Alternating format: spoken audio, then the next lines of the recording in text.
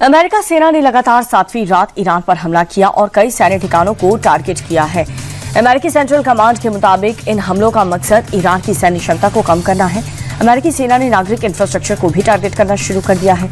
अमेरिकी वायुसेना ने ईरान के दक्षिणी होर्मुज प्रांत में एक पुल पर बमबारी की। ईरानी मीडिया के मुताबिक इस बमबारी में 7 लोगों की मौत हो गई। ताज़ा हमले में अमेरिका ने बंदर अब्बास को जोड़ने वाली सड़क, पुल और रेलवे ब्रिज को टारगेट किया है। अमेरिकी वायुसेना ने राष्ट्रपति ट्रंप के आदेश के बाद से ईरान पर अपने हमलों का दायरा बढ़ा दिया। अमेरिकी सेंट्रल कमांड ने एक वीडियो जारी किया जिसमें चाबहार के शहीद कलंतरी बंदरगाह में सर्विलांस टावर को गिराते हुए दिखाया गया है।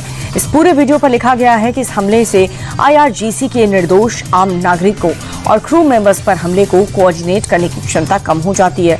राष्ट्रपति ट्रंप के 2 दिन पहले ईरान के पुल और पावर स्टेशन पर हमले के संकेत दिए थे, जिसके बाद अमेरिकी सेना ने स्ट्रेट ऑफ हॉर्मुज से सटे ईरान के तटीय शहरों पर हमले तेज कर दिए।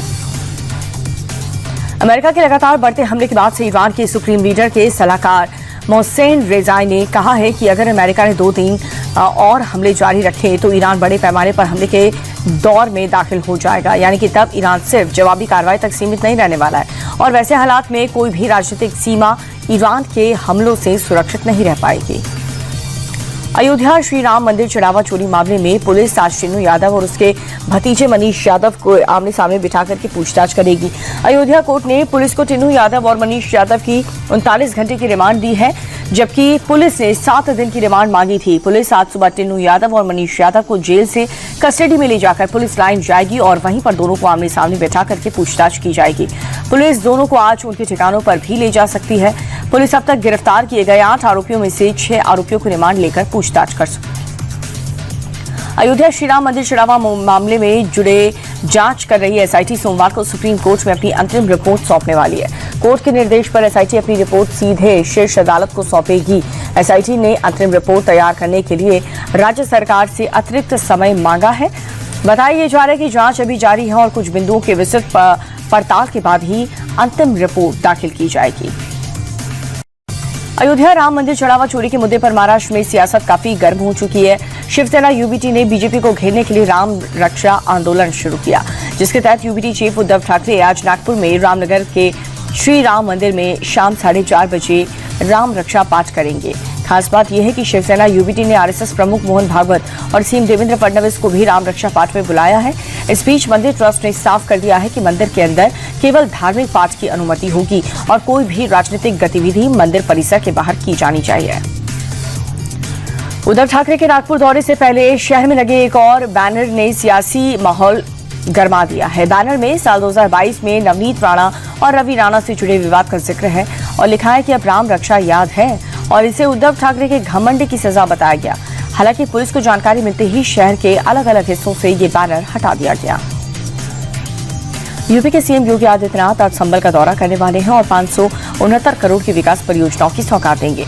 CM योगी खाली करवाई गई अतिक्रमण वाली जमीन को 18 गरीब परिवार को आवंटित करेंगे और साथ ही संभल के तीर्थ स्वरूप की वापसी की आज नींव रखेंगे। संभल के तीर्थ को जोड़ने के लिए संभल के चारों ओर रिंग रोड के निर्माण का लोकार्पण करेंगे और तीर्थों को जोड़ने वाली इस रोड को तीर्थ परिक्रमा मार्ग का नाम दिया जाएगा। यूपी के CM योगी आदित्यनाथ ने कांवड़ यात्रा के दौरान सुरक्षा के पुख्ता इंतजाम के निर्देश दिए। CM योगी ने कांवड़ यात्रा की तैयारियों को लेकर के गाजियाबाद में मेरठ, सहारनपुर मंडल की अधिकारियों के साथ समीक्षा बैठक की और ये कहा कि कांवड़ यात्रा में सुरक्षा से कोई भी समझौता नहीं होना चाहिए।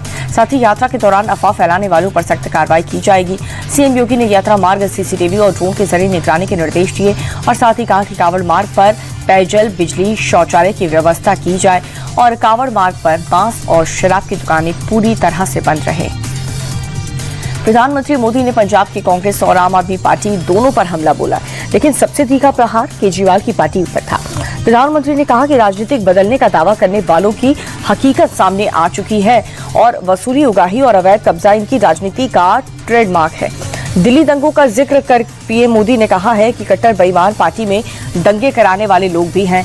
पंजाब में लूट का खुला खेल चल रहा है। नशे के सौदागर खुलेआम घूम रहे हैं। कभी दंगा हो जाता है तो कभी गोली चल जाती है।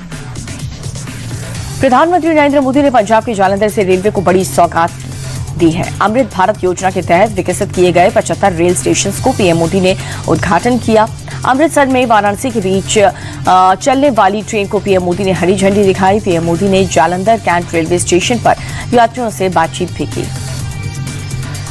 महाराष्ट्र में शरद पवार की पार्टी के फ्यूचर को लेकर के मंथन तेज हो चुका है। सूत्र ये बता रहे हैं कि फॉर्मूला पर चर्चा हो रहा है। पहला फॉर्मूला एनसीपी के दोनों गुट के मोर्चर का है, जिसे संयुक्त एनसीपी के तौर पर दोनों गुट एनडीए के साथ आ जाएंगे। दूसरा फॉर्मूला है कि शरद पवार एनडीए को बाहर से समर्थन करेंगे। हालांकि इस फॉर्मूले के तहत एक बार फिर से शरद पवार की पार्टी पर टूट का खतरा मंडराता रहेगा, इसलिए दोनों गुट के मर्जर की संभावना बढ़ चुकी है। फाइनल फैसला 8 से 15 दिनों में लिया जाएगा। मध्य प्रदेश की मोहन यादव सरकार 20 जुलाई से शुरू होने वाले विधानसभा के मॉनसून सत्र में यूसीसी बिल लाने वाली है और इस बिल को लाने से पहले मोहन यादव ने यूसीसी पर बड़ा बयान दिया। सीएम मोहन यादव ने कहा कि एक शादी करने वालों को ही राज्य में रहने का अधिकार दिया जाएगा। 3 तलाक कहने पर सीधा जेल होगी। मोहन यादव ने कहा कि हम सब भारत मां के लाल, भेदभाव का कहां सवाल। बिहार के पूर्व सीएम और आरजेडी सुप्रीमो लालू यादव को आज इलाज के लिए दिल्ली एम्स में लाया जा सकता है। लालू यादव की शुक्रवार को अचानक से तबीयत बिगड़ गई थी, जिसके बाद उन्हें पटना के आईजीआईएमएस अस्पताल में ले जाया गया, जहां पर करीब 2 घंटे तक उनका चेकअप किया गया। इस दौरान लालू यादव के साथ उनकी पत्नी और सारे साधु यादव भी मौजूद थे। लालू यादव की बेटी मीसा भारती के मुताबिक बीपी में उतार चढ़ाव होने की वजह से उन्हें चेकअप के लिए अस्पताल में ले जाया गया। तिरुवनंतपुरम में बीती शाम कांग्रेस सांसद शशि थरूर एक होटल की लिफ्ट में कुछ मिनट के लिए फंस गए। सूचना मिलते ही मौके पर फायर और रेस्क्यू की टीम पहुंची।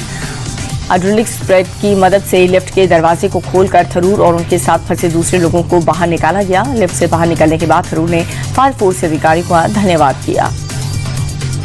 अगरतला में सीएम माणिक साहा ने जनगणना 2027 के लिए ऑनलाइन सेल्फ एन्यूमरेशन प्रक्रिया में हिस्सा लिया। इस दौरान सीएम माणिक साहा ने लोगों से अभियान में शामिल होने की अपील की और साथ ही उन्होंने ये भी कहा कि लोग जनगणना के लिए सटीक और सही जानकारी दें। छत्तीसगढ़ के रायपुर में उस वक्त हड़कंप मच गया जब एक ही परिवार के 5 सदस्य अपने किराए के घर पर मृत पाए गए। सूचना मिलते ही पुलिस की टीम मौके पर पहुंची और शव को कब्जे में लेकर पोस्टमार्टम के लिए भेज दिया। मृतक में पति, पत्नी और 3 बच्चे शामिल हैं। पुलिस आसपास रहने वाले लोगों से पूछताछ करके घटना की वजह जानने की कोशिश कर रही है। दिल्ली के न्यू उस्मानपुर इलाके में अपनी बहन की गोली मारकर हत्या करने के आरोप में पुलिस ने एक शख्स को गिरफ्तार कर लिया। ये पूरा मामला बीती रात का है। मौके पर पहुंची पुलिस ने आरोपी शख्स को कब्जे में एक देसी पिस्तौल भी बरामद की। फिलहाल केस दर्ज करके पुलिस मामले की जांच कर रही है। यूपी में मेरठ के हसीनापुर एक महिला ने अपने पति की सांप से डसवा करके हत्या करवा दी। पुलिस के मुताबिक आरोपी महिला ने अपने प्रेमी के साथ मिलकर हत्या की साजिश रची थी। पति अतुल पवार एक स्कूल का संचालक था और पत्नी दामिनी का स्कूल के एक ड्राइवर तुषार के साथ प्रेम प्रसंग चल रहा था। दामिनी ने अतुल पवार के बीमा की रकम पाने के लिए उसकी हत्या की साजिश रची और एक सपेरे की मदद से अतुल को सांप से डसवा दिया। पुलिस ने दामिनी और उसके प्रेमी तुषार और दोनों सपेरों को गिरफ्तार कर लिया है। मथुरा में जमीनी विवाद में दबंगों ने एक महिला और युवक पर हमला कर दिया। आरोप है कि दबंगों ने महिला को गोली मारने के बाद उसके चेहरे पर तेजाब फेंक दिया था। हमले में महिला और युवक गंभीर रूप से घायल हो गए, जिन्हें इलाज के लिए अस्पताल में भर्ती करवाया गया। पुलिस ने केस दर्ज करके मामले की जांच शुरू कर दी है। गुजरात एटीएस ने 2 जुलाई को पकड़े गए जैश-ए-मोहम्मद के 8 आतंकियों को कोर्ट में पेश किया। इस दौरान कोर्ट ने 5 संदिग्धों को 7 दिन की रिमांड में भेज दिया है। 3 आरोपियों को महसाणा सब जेल भेजा गया, जबकि गुजरात एटीएस ने आरोपियों की 10 दिन की रिमांड मांगी थी। कोर्ट में एटीएस ने बताया कि 2 आरोपियों ने जम्मू कश्मीर जाकर के AK-47 जैसे घातक हथियार चलाने की ट्रेनिंग ली थी। जांच में सामने आया कि इन आरोपियों ने अकेला मुजाहिद जिहाद कैसे करें नाम की किताब से प्रेरणा ली थी। यूपी के प्रयागराज में एक 3 साल के बच्चे की कार से कुचलकर मौत हो गई है। मासूम को कार से कुचलने का जो घटना है वो सीसीटीवी कैमरे में कैद हो गई। जूसी पेट्रोल पंप के पास बनी इस झुग्गी बस्ती का एक बच्चा आज शुक्रवार को दोपहर में खेलते खेलते सड़क पर गिर गया था। तभी तेज रफ्तार से आ रही एक कार बच्चे पर चढ़ जाती और कार चालक उसे कुचलता हुआ मौके से फरार हो जाता है। स्थानीय लोग बच्चों को लेकर के अस्पताल पहुंचते हैं, तब तक उसकी मौत हो जाती है। पुणे के कोंडवा इलाके में बीती रात पेंट के सामने एक गोदाम में आग लगने से अफरा तफरी मच गई है। जानकारी मिलते ही दमकल की टीम पहुंचती है और काफी मशक्कत के बाद हालात पर काबू पाया। हादसे में एक शख्स गंभीर रूप से झुलस गया है, जिसे इलाज के लिए अस्पताल में भर्ती करवाया। मुंबई के पवई इलाके में IIT मार्केट के पास बीती रात एक बड़ा हादसा हो गया। सड़क किनारे खड़ी कार पर एक पेड़ अचानक से गिर गया और हादसे के वक्त का सीसीटीवी फुटेज भी सामने आया। पेड़ के गिरने से गाड़ी का अगला हिस्सा बुरी तरह से क्षतिग्रस्त हो गया। हादसे के दौरान ड्राइवर कार में मौजूद था। हालांकि मौके पर मौजूद लोगों ने समय रहते ही ड्राइवर को सुरक्षित बाहर निकाल लिया और बीएमसी को हादसे की जानकारी दी, जिसके बाद बीएमसी टीम मौके पर पहुंची और पेड़ को हटा करके रास्ता क्लियर कराया। देहरादून में मुख्यमंत्री पुष्कर सिंह धामी ने आपदा प्रबंधन की एक उच्च स्तरीय समीक्षा बैठक की है, जिसमें मानसून की तैयारियों को लेकर के चर्चा की गई। इस मौके पर मौजूद अधिकारियों ने मुख्यमंत्री धामी को डिटेल जानकारी दी। मुख्यमंत्री ने भी अधिकारियों को जनता की सुरक्षा को सर्वोच्च प्राथमिकता देने के निर्देश दिए। चेन्नई के कई इलाकों में बीती शाम हुई तेज बारिश से लोगों को गर्मी से राहत मिली। हालांकि बारिश की वजह से कुछ जगहों पर जल जमाव भी हुआ, जिसकी वजह से लोगों की आवाजाही में परेशानियों का सामना करना पड़ा। सड़क यातायात भी प्रभावित हुआ। गुवाहाटी में बीती शाम हुई भारी बारिश से जनजीवन बुरी तरह से प्रभावित हुआ। कई इलाकों में जल भराव से लोगों को आवाजाही में मुश्किलों का सामना करना पड़ा। निचले इलाकों में घुटनों तक पानी भर गया। बारिश और पानी लगने से गाड़ियों की रफ्तार भी थम चुकी है।